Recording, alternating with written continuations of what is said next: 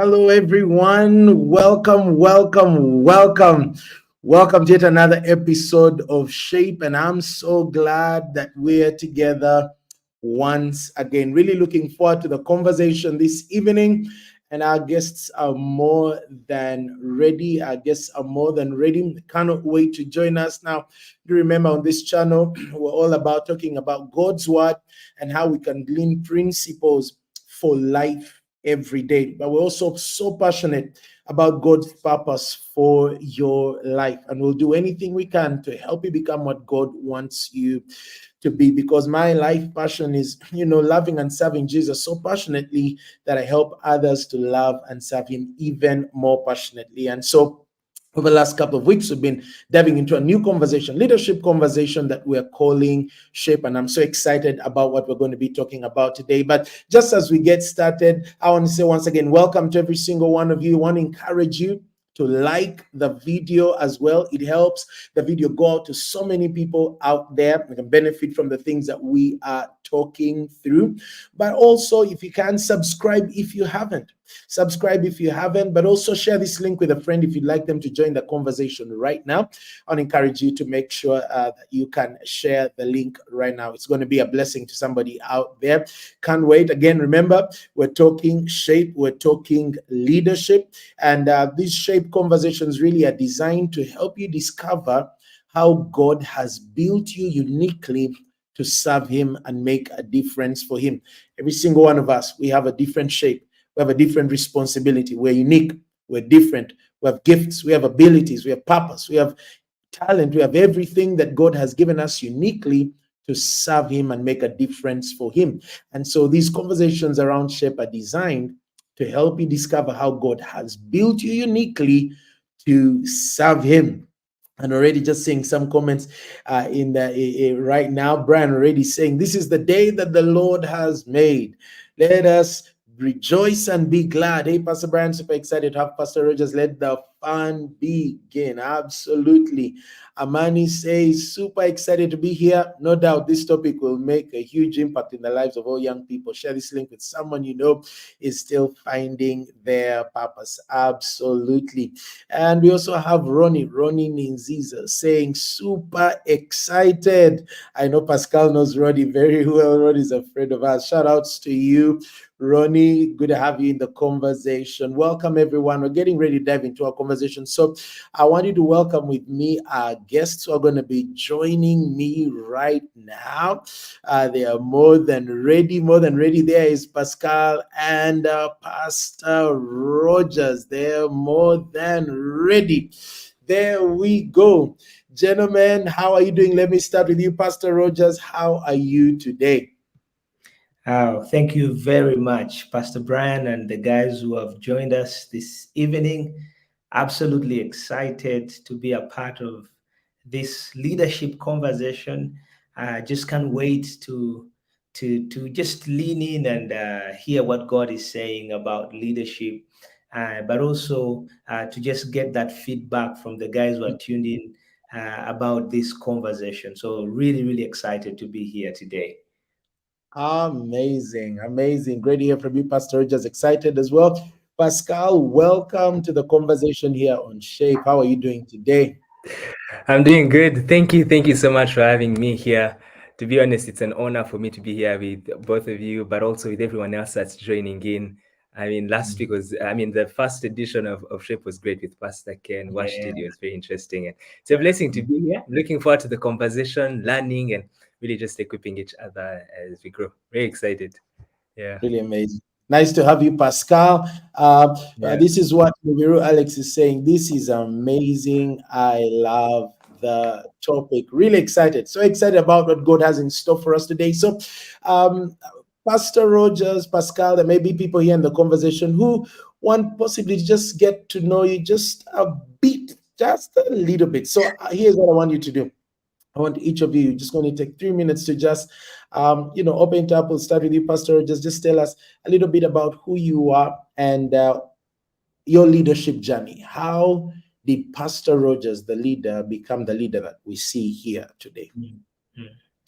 Wonderful. Thanks again, Pastor Brian. Rogers is the name. The other one is Edyamu. I am married this year in November. We'll be making 5 years to Charlotte, my beautiful wife. We have a son, and one is on the way, Come about on. 2 months away. Yeah, so really, really excited about that. And of course, I serve as a pastor here at Watoto Church, specifically at Chengera. My leadership journey and started way back as a teenager, really, probably as a young man. I love soccer, and I don't just watch it; I play soccer, Mm-hmm. and that's where my leadership journey really started. And Yes. soccer is very competitive, a lot of teamwork in there. One guy plays around, the whole team is gone, and but that's where it really started for me. And being on a team and helping the team to win, get those victories.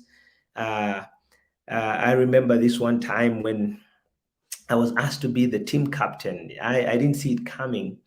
I didn't think I was the coolest guy on the team, but when Mm. they asked me to lead the team, it just changed something about me. And Mm. pushing myself, first of all, when you're the captain, man, you have to bring your A game. But Right. then pushing other people as well to rise up and, win those games, defend titles. That's where it all started for me. But I think the turning point in my leadership was when I actually really had a personal encounter with God. One thing it did for me, it just helped me first of all realize that I was made for more. Mm. I mean, I was helping my team win, and it was great. It was exciting. But besides the games that we played, my life on the other side, it wasn't so much really. I was struggling in school, socially, in my identity, and things like that. You take away the soccer, I would, almost like there's nothing about Rogers. But finding Jesus really changed something. I realized that God wanted me to live a life of victory every day, not just on the pitch, but That's right. also helping me to discover that I was passionate about people, and especially helping them discover who they are in God and live to the fullest of what God has called them to. Mm. That gave me a sense of purpose, a sense of excitement. And really, what happened beyond that, I must say this one thing. At some point in my life, I was really convinced I was going to play professional football. Mm. So at some point, I had to make a hard decision whether I was going to serve God or pursue soccer. And so I decided to hang up my boots and just pursue God. And that was Mm. one of my toughest decisions. But I think because I had understood who I was, who God had built me to be, what Mm. my purpose was, it was tough, but I made it and I don't regret. And since then, God has presented platforms, opportunities for me to serve people Mm. from the days of youth ministry as a young person being served, counseling one person here and there, pursuing a guy whose life is wasted and encouraging him. Yeah. And just like that, and God just kept, growing my abilities and Mm. giving even bigger platforms to serve more people. So, in a Amazing. nutshell, that's really how it's been, and I'm Mm. really thankful to God, and I'm still growing, and I'm Yeah. excited about more growth, so that I can bless more people. Nice. Amazing. Blessed. So blessed just hearing that story there, Pastor Rogers. Thank you. Thank you for sharing. And I got to tell you, you're an amazing leader. You're effortless in your leadership. You lead Thank you. so naturally. You lead so well, and you inspire Thank many. and you challenge me as well as a leader. I see you're so effortless in your leadership, and you always bring your A game. So you didn't just bring your A game. You might have hung up your soccer boots, but I tell you, you're still you're still flying for Jesus in your leadership. So thank you, great father, great husband, great pastor, great leader. And so it's great to have you, Pastor Rogers, here on Shape. Pascal, great to Yeah, have you. People want to know who is yeah, Pascal. yeah, We want to know who the man is. What's your story, and what's your leadership journey? How do yeah. we now see the Pascal we see? Yeah, yeah. Again, I'm very glad to be here. Really humbled to be here. My name is Pascal Kalubi. I'm a part of a big family of now 9, and second last born. So growing up in my family, having all these siblings around me, was very interesting, and for me, I think the journey started there with my dad, who was very loud in his communication, and he would make it clear that there's nothing you can't achieve, right?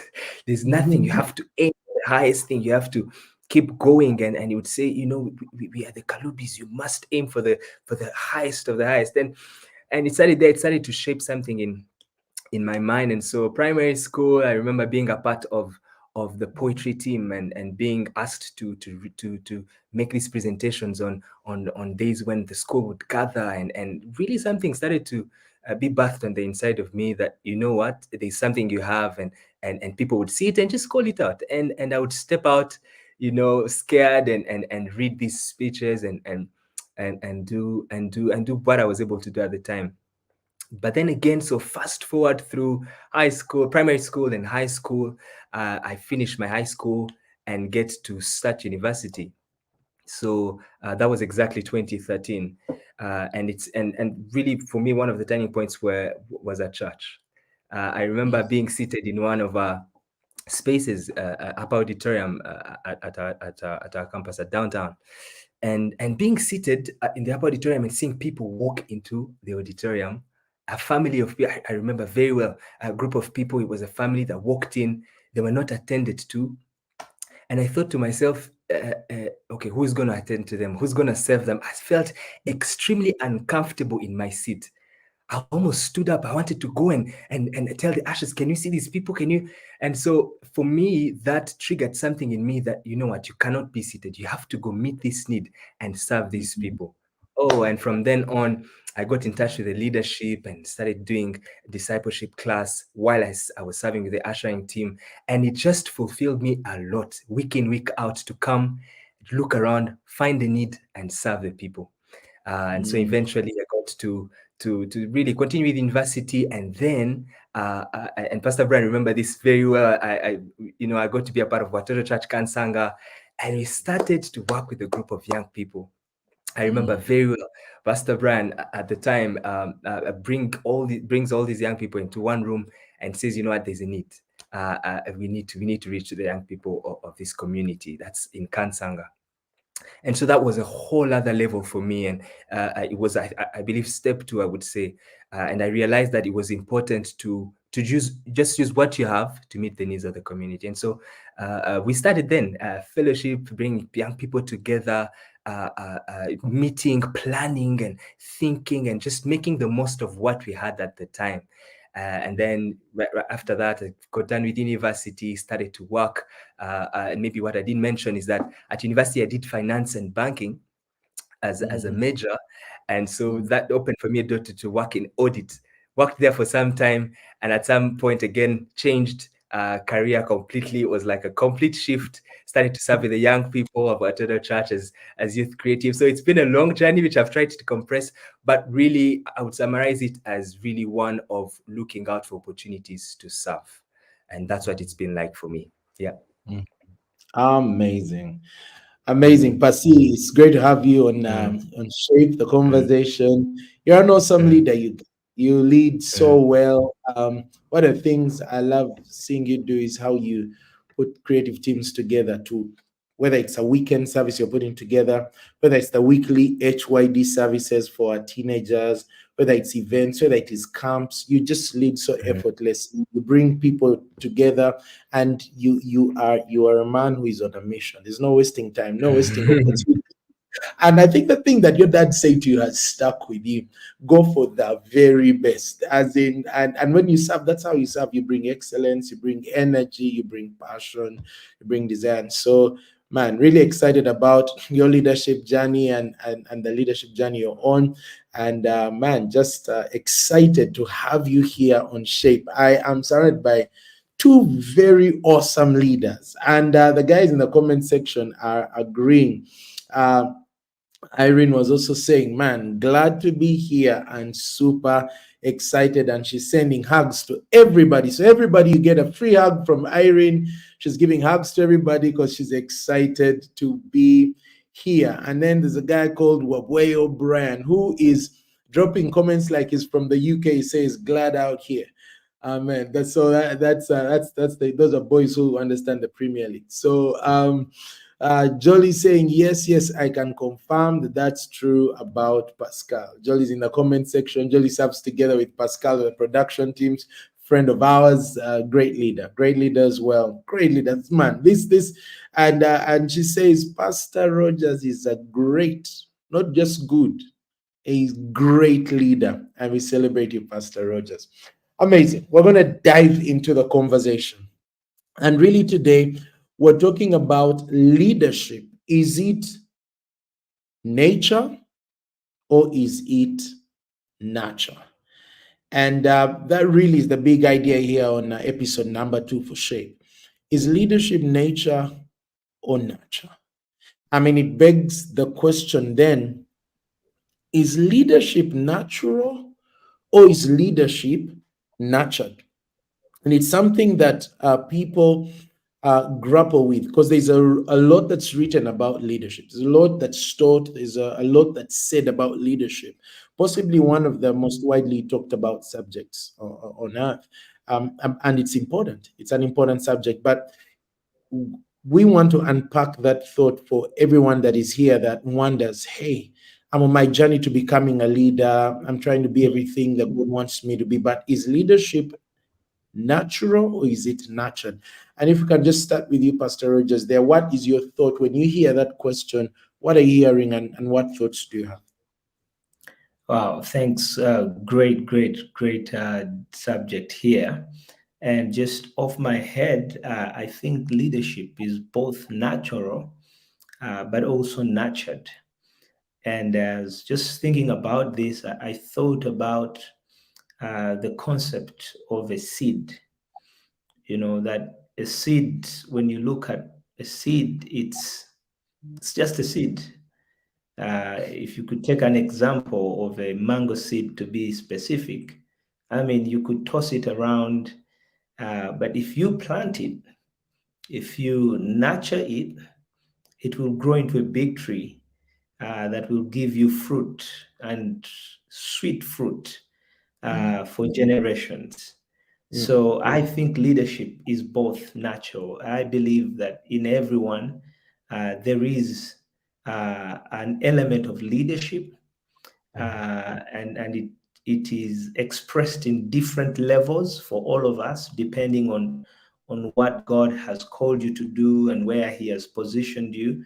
But I believe in everyone God has deposited, an element of leadership. And then it is nurtured. You nurture it. You have to plant it. You have to water it. You have to prune it so that it can fully grow to what God has intended it, that leadership to be, as He keeps opening those doors and giving you those platforms. So just that's really what I think.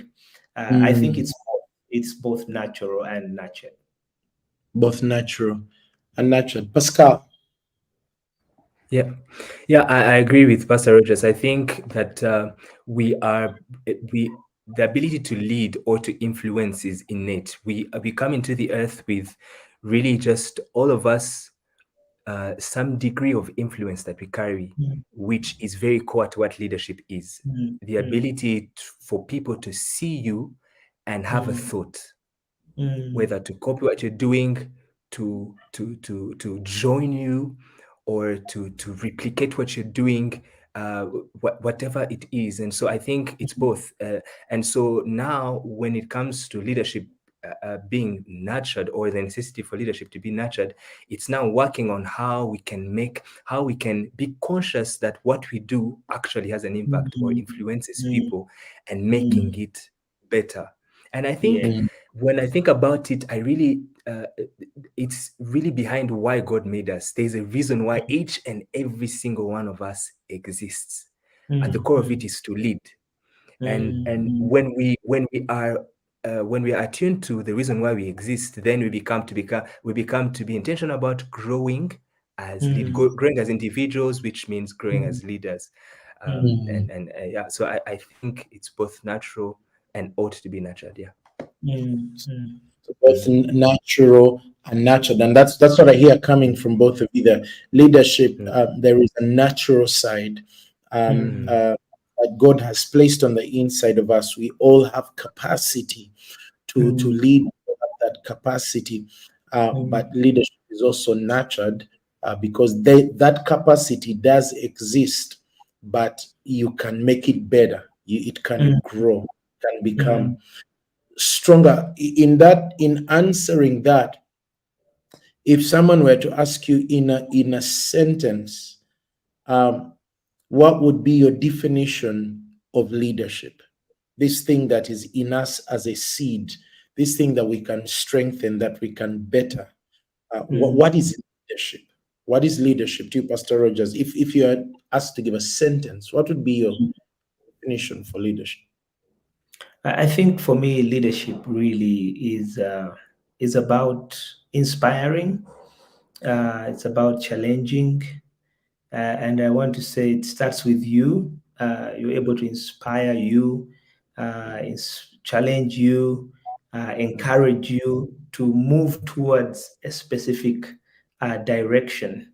And if you can do it well with you, automatically it will translate to the people around you. When people see you with vision, when people see you, scaling yourself, above all these challenges around you, then somehow they're like, I want to be like this guy. Excuse me.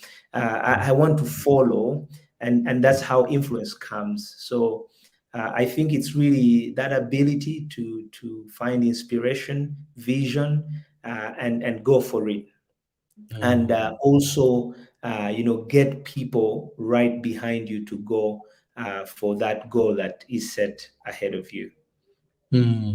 So it starts with you, and you bring people along on that journey, pursuing that you feel is closest and dearest to you. Thank you, Pastor Rogers. And that's a good leadership, that it starts with you as well, and then you bring others on that journey. Pascal, what would be your definition for leadership? Yeah. So as I was thinking about today's conversation, I actually asked myself that question, and for me, the best definition of leadership would come from the person of Jesus. And I'm thinking, if I was to define leadership, it would have maybe 3 words: determination, love, and consistency. So it might not be a sentence, it would be those 3 words that I know we will have an opportunity to talk about as we continue. But really, determination, love, and consistency. As if you're going to lead, you must have a goal. You must be determined. You must have that drive. Every leader must have that. But also love, because that's what the Bible talks about in 1 Corinthians. Everything you do must be motivated by love. Whether you're leading yourself or you're leading others, the motivation must be pure. And consistency, because that's the only thing that will help anything average to grow. So really, in one sentence, that's what those are the 3 words that I would use to define leadership. Yeah. Very good. Very good. I made sure I had to capture that, because those 2 thoughts are really, I find that they make leadership holistic, in that it starts with you, and then it is transmitted to others, bring people along that journey. But then the thought that you've got to be determined, got to love those that you lead, but you've got to be consistent, because as a leader, you're constantly you're paving ways, you're making ways, you're setting the bar, so to say, for people. You're being that example. So you've got to be consistent. And I love those two thoughts. I love those two thoughts. Amani here says there's no doubt Pascal made a great usher in his season. Miracle says, wow, wow, wow. Pascal is very wise. Isn't he, Miracle? Yeah. Jolie says there are people who might not know they have the leadership seed, but when it's called out and groomed, then people Yeah, flourish. Leadership that's Right. seed. right. That's a great concept as well. Jolie is saying, "Come on now." She's dancing. Keep dancing, Jolie. And then Mary says, "Amazing. Leadership starts from within you. Leadership starts from within before you can." Because there's a lot of people who want to take people on a journey that they haven't walked. And I think people found that leadership actually starts with you before you can start taking people down a path that you haven't walked. Yeah. Jolie again says the concept of leading from the inside out, and I think Out. that's what Yeah. people are looking for.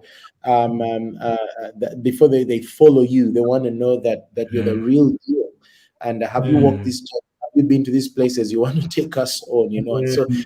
it's such a critical subject because people like leadership. I mean, leadership comes with, privilege. It comes with a lot of things, but it comes with a huge weight of responsibility. And what I'm hearing from people, we mustn't forget that leadership responsibility. Before you take people on a journey, you've walked that journey, but also your determination, your Yeah. love for the people that Yeah. you're leading, and but also the consistency. There's a huge Yeah. difference. You've got to be consistent because people don't want to just follow people who are all over the place. Edith says, "Wow, that's a good thought. You can't walk a journey you haven't walked." Absolutely, taking people down a path you haven't, you're going to get lost down that road. So there's got to be a journey you've also walked as a leader. That's really important. And Edith, shout out to you joining us all the way from the UK. Amazing. Amazing. As we continue on with the conversation, having talked about leadership being both natural but also nurtured, this question then comes in because there are people who are natural leaders. I mean, they have the depth of the voice, or they have the height, or they have the looks, they have the Yeah. charisma. They walk into a room. I mean, they speak, people listen. There are people who have that natural leadership, personality, or things like that. Um, but for people who are leaders by nature, must they work hard at their leadership? And just Pastor, just that thought: if I'm a natural leader, should I work hard at my leadership? Yeah, it's you must work hard. And I was just thinking about this. I remember as a young believer, I mean, when you read through the Bible, the promise of God to everyone who believes in Him is incredible. Yeah. And yet, I really struggled. I would read these Bible scriptures, and I was like, man, this promise is incredible. But I struggled. And then one time, there's two scriptures I read that really changed, the way I saw or how I did stuff as a believer. One was the scripture in Hosea 4:6 says, "My people perish because they lack knowledge." And I was like, so I'm really struggling because I don't have knowledge. If I had knowledge, I would not struggle. And that was a huge shift for me because, and it's true, when you don't know, you don't know, and you won't know what you're missing, and so you need to get knowledge. Then the other one that I read was Romans 12, from verse 1 and 2, where Paul beseeches the Romans to offer themselves as living sacrifices, and then he says, "Do not conform to the patterns of this world, by the renewing of your mind." And I realized that my mindset was very critical. What was going on in my head, what I was feeding myself. That is an element of effort. It is because I had to change what I was listening to. I had to change who I was hanging out with. I had to change quite a couple of things. I had to start doing some things that I was not doing so that I would change this mind, and indeed, the moment I started reading Christian books, listening to sermons, engaging with new friends, listening to Power FM, something shifted in my life. Literally, without that's all I did, but stuff changed, and my experience as a believer immediately started changing. So there is some work that goes into nurturing that seed that God has put in you. And when you don't put in that work, yes, the seed will be there. People will talk about that potential, like, you know what, this guy has incredible potential. But until there is some work that has gone in, and one of the things I think about is opportunities.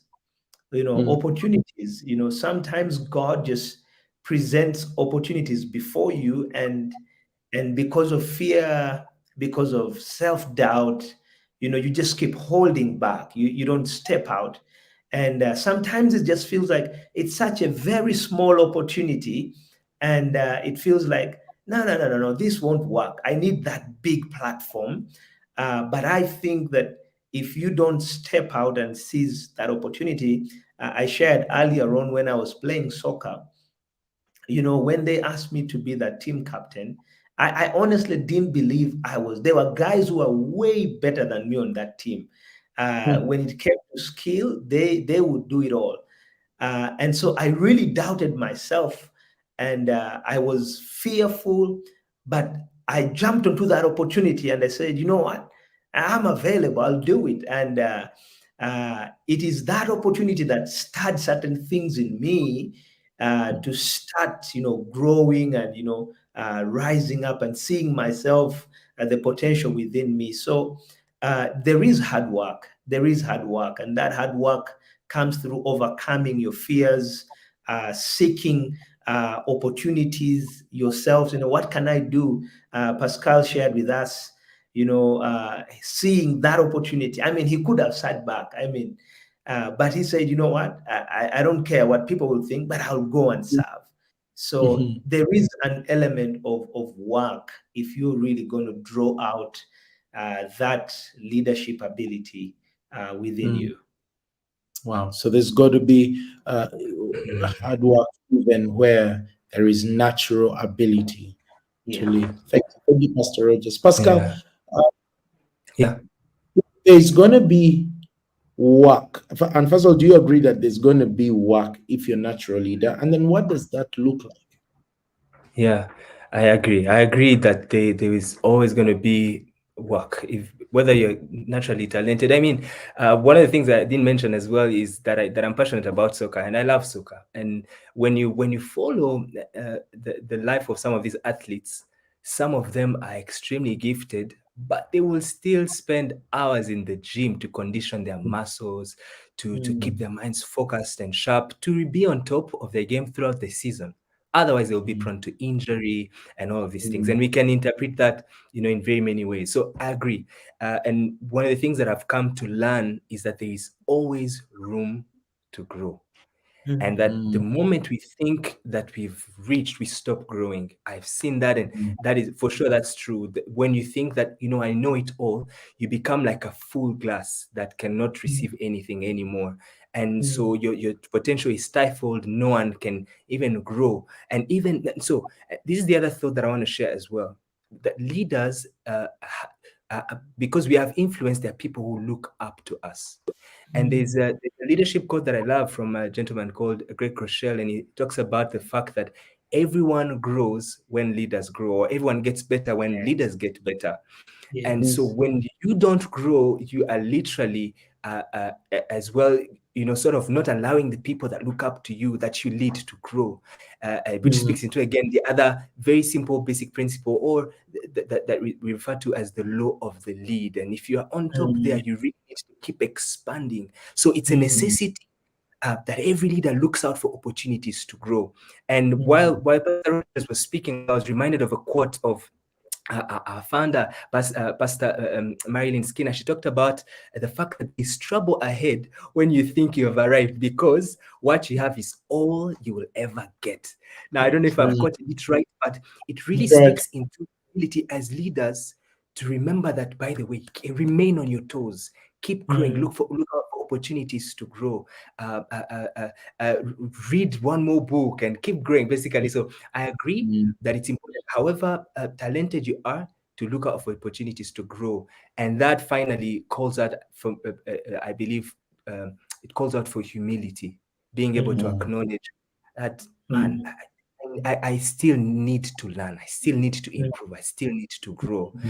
Um, and lastly, really, I think as Christian leaders, one of the things that will enable us to achieve that is to remain in communion with God, because He will always be pointing out areas in your character, in your things that basically in your daily life, areas where you need to grow, and then it will be up to you now to be intentional, to point out, to focus on these areas and make sure that you are growing. So yeah, those are the thoughts that I can share about that. Very good. Very good. Thank you, gentlemen. That is so true. I think you guys have hit the nail on the head right there. That's so good, that there must be work. And there are things that we have to remain planted in God. Look out for opportunities to have a hunger for wisdom. Keep learning. Keep growing. I think those are so important, because some people think they can wing it. They can just get up and get into the position they've always served in and just make it happen, because of always made it happen. But like you said, it's dangerous when you think you've arrived, because that's all you'll ever get. And once you stop growing, you're dying. Really, that's all that's right. left on the way down. Pastor, just two things real quickly. Pascal has shared with us three that you feel. What does that hard work look like for you as a leader that wants to, whether you have that natural ability to lead, or whether you're just nurturing leadership, that you're putting in that hard work? What does that hard work look like? Two things from me. I think one is, excuse me, leadership, we said, is about, moving towards a certain goal and direction. And that's, in a nutshell, we talk about vision. As you must have vision for yourself. You must have vision. If you're leading a group of people, a team, you must have vision. And I think one of the areas that you must really grow in is in the area of the clarity of the vision that you have for yourself. Sometimes, all times, as you go through the journey of life, as you lead people, sometimes things happen that blur your sight, your ability to see where you're going. Sometimes just within yourself, doubt creeps in. So if you're not growing in the area of your ability to see, then your leadership is limited. It's really limited, and I know vision grows actually. Yes. Maybe today you can see this far, but the closer you get to the goal, then you're able to see that there is more. And so growing in your ability to see vision with clarity. And I wanted to say one thing about that is, for example, for a godly leader, and Pascal alluded to this, your relationship with God is so critical. I mean, everything I do as a pastor is because God has called me. And the day that I stop, hearing from God, my ability to see where He's leading me, where He wants me to lead people, definitely diminishes. It happened to Saul. Saul was a leader that God called, but the moment he stopped having that intimate fellowship, his ability to see diminished, and eventually it led to his failure. And so, as a leader, that is very critical. And there are other things that you can do just to reading. Pascal talked about that, but your ability to see where you're going, where you're leading the team, must always be growing, and it takes work. It takes work. I mean, as a pastor, I have to do a lot of reading. I have to do a lot of studying, and you have to create time for that stuff. The moment you're not doing it, your vision just immediately starts going down. So that's one of the things that I really think leaders need to work. Just keep thinking through that vision, praying about it, reading about stuff that you're doing, so that you keep growing, and that's what draws people. If you say a couple of things and they're exciting, after a certain time, it's going to become normal, and they're expecting you. Where else are we going after this? So that's one of the things I would say that you need to grow. Very important, very important, as you bring back that thought about our connectedness to God. In fact, I think Jesus said it so well as well when he said that I am the vine and you are the branches, in John 15. And when we are disconnected from him, believe me, we cannot bear fruit. And that means we're not growing as leaders, we're not going to the next level, and therefore we're failing. So I think you guys have hit it right there on the head. Our connectedness to Jesus is going to determine how far we can go. But also, like you said, issues of vision are very important. How much do you see? Because you're leading people from where they are into the future, into the unknown. And a leader almost has to be like Pastor Gary used to talk about. You have to be on the mountain. You have to be in the future half the time. You really have to be in the future, living in it, seeing it almost as reality, and then helping people bridge a gap between where they are and that. And I think you guys have hit that on the nail on the head. That idea of never settling. When you say, Pascal, that what you have is all you'll ever get. We cannot settle as leaders, and I think that's so important. You guys have said that. So there's got to be work. We've got to be sharpening, growing, being mentored, and being nurtured to ensure we become the leaders. A couple of comments are coming in.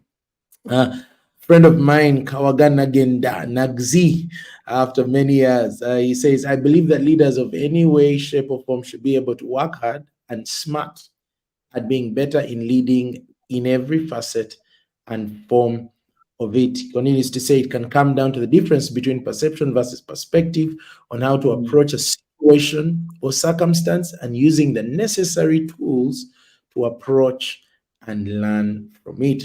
Jolie also says they must work even harder so that they are not just a good communicator, nothing more. Hard work will prevent stagnation for a leader and will allow the leader to continue growing. Mary also says to be a successful or well-rounded leader, I believe you need to put in some extra effort and persevere.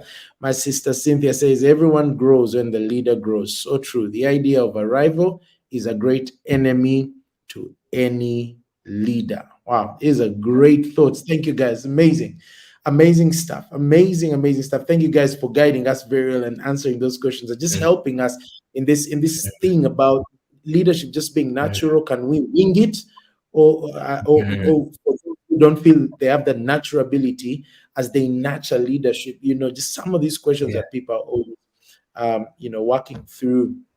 Now, there's this question: what are the biggest things a leader must work hard at? And I think, Rogers, you started us down that road on vision. If I were to ask you, in your experience as a leader, give me one thing, Pastor Rogers, and Pascal, you're also going to give us one thing that a leader must work hard at in your experience, and there'll be many. But if you say, man, you know what, my leadership journey, this one thing is so absolutely critical, what would you say that is? Wow. I think for me, it's, and I think we've talked about it somewhere up there, is the ability to lead yourself. In my leadership growth, God has been really good to me. He's given me great opportunities. But every time I've struggled to lead myself in a particular area, it has a really big effect on everything that God has given me. Either things stagnate, either things just fail. But every time I'm able to rise up and I see myself the way God sees me, I see what God is calling me to. I see the people around me the way God sees them. There's just some energy that rises when you walk into the space. There is this confidence that is in you because you know where you're going. Even if only two people say we will go with you, there is just this confidence. You know what? These two people are good enough. We are going to go. And but Mm. every time as a leader, you are not growing. You are not able to lead yourself. Last time, the first episode, Pastor Ken talked about issues of integrity and character. When you're not able to, just lead yourself in those spaces, it definitely affects your confidence as a leader, and it will translate in almost Yeah. everything that you do. If you're a husband at home, it will show. It will show. If you are leading a team of people, it will show. And so for me, that's one thing, and it's something that I'm always, checking out on myself. Like, how am I doing in this area? Am I growing? Am I stagnated? Because I know as long as I lead myself well, it will translate in everything that God has entrusted me with. Fantastic. Fantastic. Pascal. Yeah. Yeah. So really just quickly to follow up on what Pastor Rogers shared, one thing I would say communication. Yeah, and of course, like you said, Pastor Brian, there's lots more, but within communication, these are the maybe three thoughts that I can share. Communication with people around us, because leadership will always be about other people. At least that's what I believe. It starts with ourselves, then also the people that are around us. So communication has to do as well with how we listen to people. It's greatly affects how we lead people, and then how we treat that information. How do we adjust? And of course, communication also, like Pastor Rogers talked about, communication with God if you're going to lead. So I feel like communication is key, that if you're going to become better leaders or nurture our leadership abilities, we need to sharpen our communication with other people, receiving feedback from people, but also, and finally, how we speak to ourselves. Now, there could be people even right now here on this live right now that you have spoken so negatively to yourself, or have allowed what other people have said, that your leadership is literally under what everyone else has said. So what you say to yourself truly matters. And so communication for me captures all those thoughts that every leader must work out all the time to make sure that they are growing. Yeah. Amazing. Amazing how we lead ourselves and how we communicate. Very, very important. Thank you, gentlemen. Thank you, Jen. We want to talk about leadership in terms of nurture.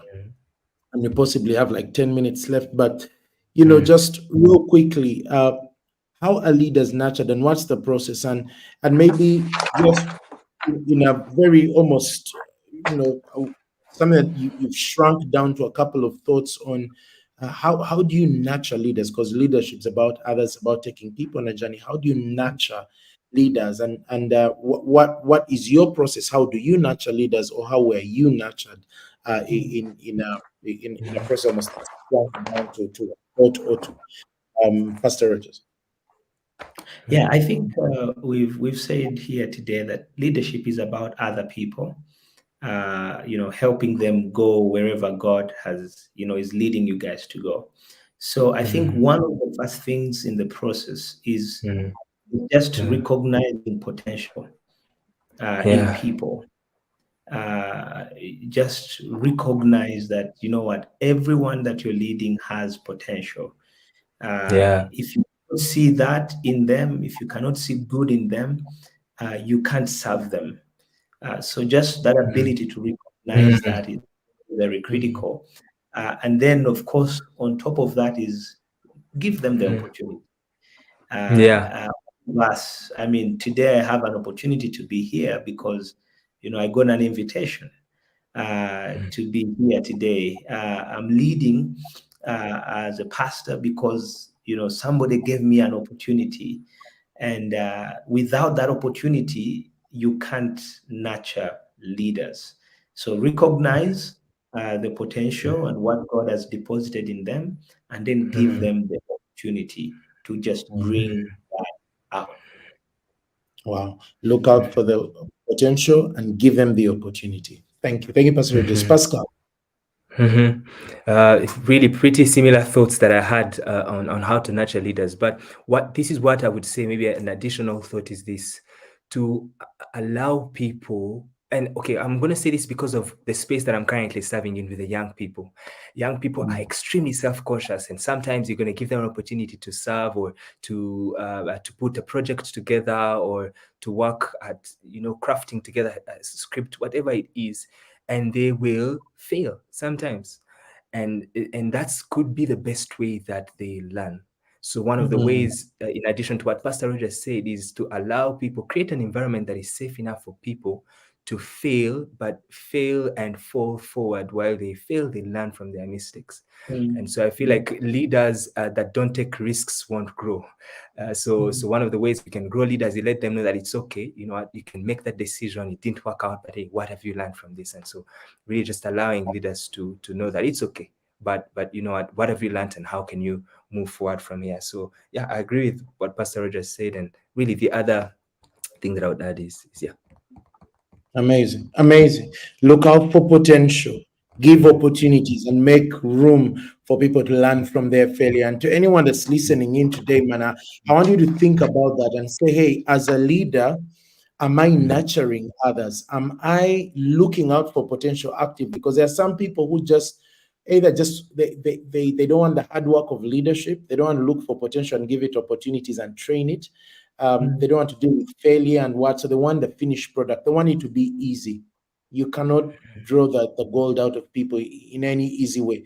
You've got to give opportunities. Are you giving people around you opportunities, guys? Like, are the people around you feeling like, man, I have a leader who is always opening the door for me? You know, are you giving people opportunities, and are you allowing failure? People will fail, and as a leader, you have to be there, to deal with failure. And there are many ways to deal with failure, but allow people to fail. And I love those thoughts, because if we're not doing that, then we're not nurturing leaders. And so I love those thoughts. Jolie says, expand your knowledge and marry knowledge and practicality. How do you translate head knowledge to work knowledge? That's key for any leader. Irene says, thank you, Pastor Brian, for giving me the opportunity. You're welcome, Irene. Depending on where the people you're leading are, one call out the leadership seat, create a safe space for them, and mentor people, coach people, let people go and experiment. Edith, yes, Pascal, a leader shouldn't be allergic to risks. That's an interesting way to put it right there. We have 5 minutes left. What a great conversation this is. Gonna ask one more question. Ronnie, right there, she's dropped in a comment there. She says effective communication. So Yes. important. Yeah. So important. So important how communication is so key. All right. The very last question here, as we bring our conversation to an end. And this question is really, it comes down to the non-negotiables, really, in the last final thought of this conversation. What are the most important things one must never compromise while nurturing others into Wow. leadership? Yeah, Pastor Rogers. Wow, what a question. I think the first thing that I will say that, you know, leaders are great followers.